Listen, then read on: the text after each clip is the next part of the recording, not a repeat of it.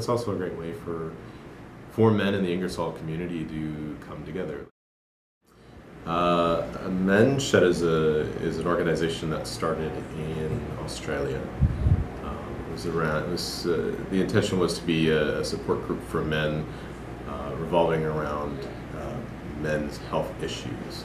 So, but instead of having like a sit around a circle and share your name and what your problem is and get support that way, keeping men busy was actually more productive. So, for example, every man, as they say in Ireland, every man's got a shed where he has his hobbies, his tools, and all that sort of thing. And so they thought that was advantageous to have men busy working on their hobbies, fixing things, and that way they can warm up to the people around them. They get to know the people around them, and then when they have an issue that they feel comfortable talking about with their colleagues, that they open up to that.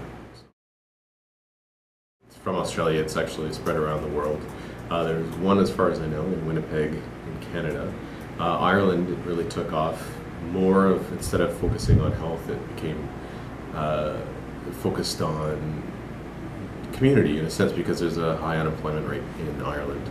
And it gave an opportunity for, say, elderly men or men who were on workers' compensation or unemployed men who had nothing to do as a means of combating depression. They were able to go to these men's sheds, just hang out, talk, discuss, and also work on develop new skills, for example, and potentially find a job. I've been kind of looking for kind of an intermediary aspect to it, which is just something not so intense. Also, at the other side, my other interest, of course, is resilience and building resilient projects within the Ingersoll and Oxford County communities. So how do you combine these two ideas together? And of course, the men's shed seems to fit very well.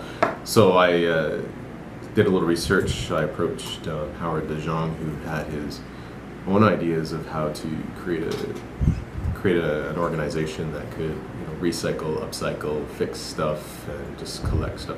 Reduce the amount of garbage going to landfill. If you can reuse it, you may as well put it to some good use, right? So talked to him about it. He really liked the idea. So combining the idea of being a support group for men and being a community organization that helps the community fix things and also break down things so that you have a bunch of materials available. So it's a good mesh. So sometimes we tend to stick with our friends and we don't interact with the larger community and focus on creating a good feeling project, I guess you can say, within the community together, right? And so for somebody like me, for example, I'm also new to this area, not familiar with a lot of people. I know some people that don't really hang out with them. So it's a good way for me to interact, to get to know people in the community as well. And I know I'm not alone on that. So for the first meeting, I would have to say just some information, general information, some ideas as to where the men's shed could go, some contacts who could be useful to getting things started, places where we can go, and then just getting the idea out there. So originally, the idea is to include men, just to focus on men, because there's lots of, there are a few women's organizations, there are a few seniors programs, youth programs, children programs. For the men aged between 18 and, say, retirement, really isn't a lot of community programs intended for them.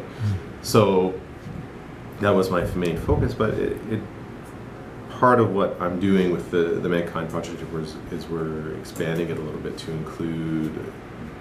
build that community with women.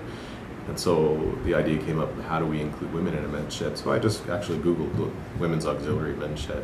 And there are several organizations around the world that have a women's branch. And so it's one shed, but they kind of share the space, right? So I would say it's predominantly male in terms of time-wise.